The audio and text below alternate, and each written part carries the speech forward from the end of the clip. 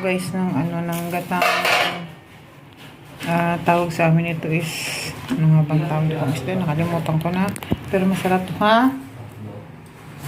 Ayan, sa ilalim yung talbos ng kamote, tapos mublad tawag dito sa amin, tapos lalagay ko siya ng malunggay. Buksan natin to. Apoy.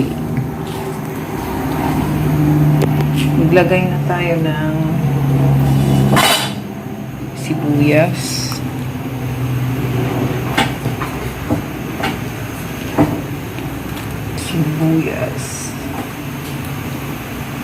Sili. So, kung mamaya maglalagay ulit ako ng sili, gata. Fresh gata ito, ha. Ayan. Ayan. Painitin muna natin, guys. Naglagay na tayo ng magic syrup. Ano yan? Wala ng laman.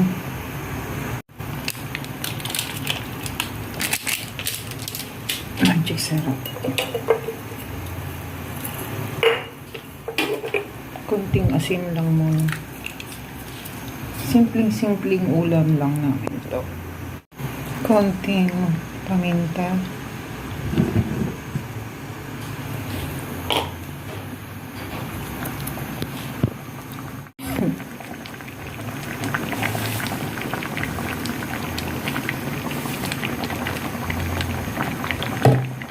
Ayan, pakuluan muna natin.